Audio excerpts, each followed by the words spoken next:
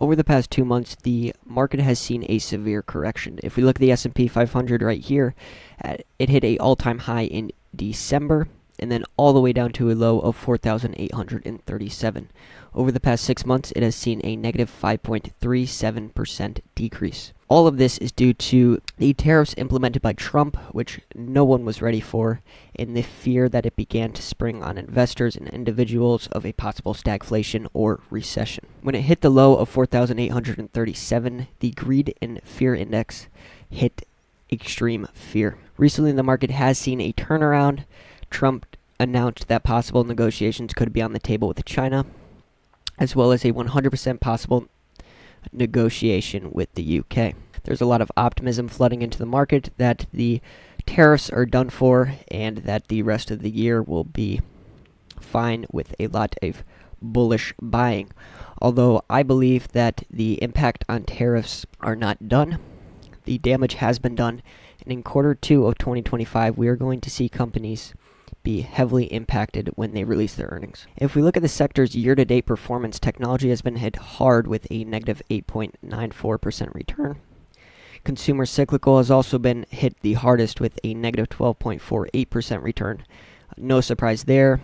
When a possible recession is on the table, individuals are not going out to buy the new Nike shoe. They're focusing on necessities rather than wants. Energy also has been hit hard with a negative 5.29% return. Now, on the positive side of things, financials is up 1.56%, one of my favorite sectors to invest in. This is a necessity company rather than a want.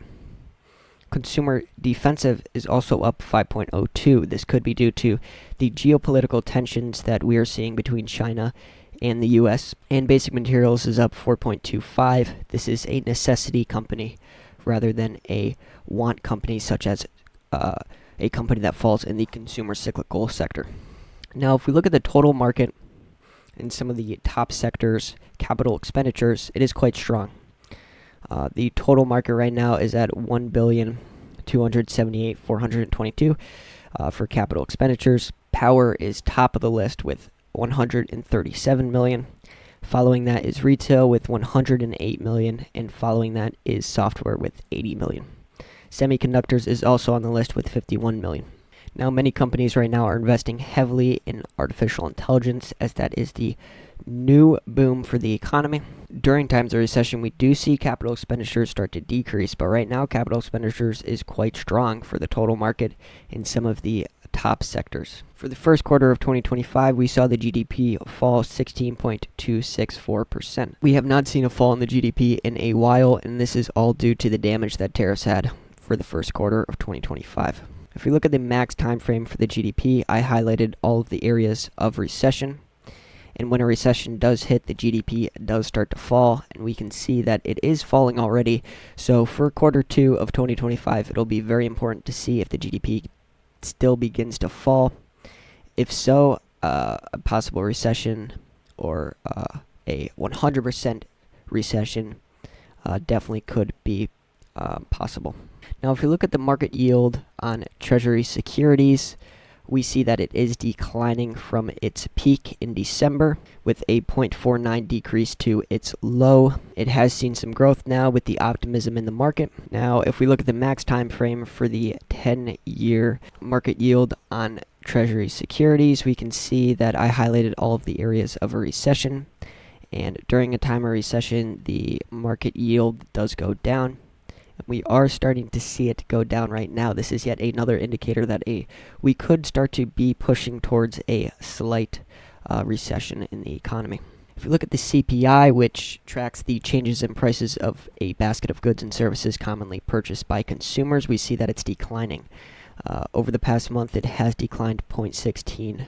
If we look at the past 5 years, and we focus on the COVID-19 pandemic and previous recessions, we can see that the CPI does fall as consumers are not purchasing those commonly purchased goods. Now, if we look at the PCE, which tracks the spending habits of households on goods and services within the U.S., over the past month, it has seen a 0.056 decrease. If we look at the past 5 years yet again, and we focus on the COVID-19 recession, as well as previous recessions, clearly the spending habits of households on goods and services does decline. And we are starting to see it decline now with the impact of tariffs. Although we are starting to see some of these big economic indicators start to deteriorate, the unemployment rate, which is a heavily tracked indicator for whether or not we are in a recession, is holding steady at 4.2% from April.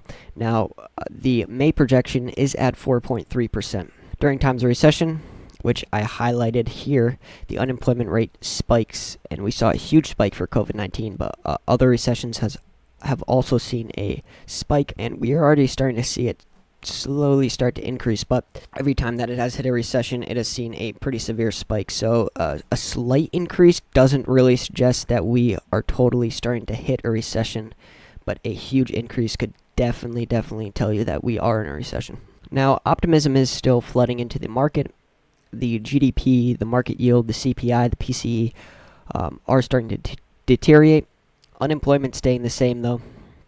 But it's important that we stay on top of these indicators, and if they continue to deteriorate, we can definitely say that we are heading, if not in, a recession. The damage done by tariffs is over with, whether or not we do get into a negotiation, and I think in Q2, when earnings starts to hit, these companies are going to start to show negative earnings, and another fear of recession is going to be in investors' minds, and we may see a correction in the market.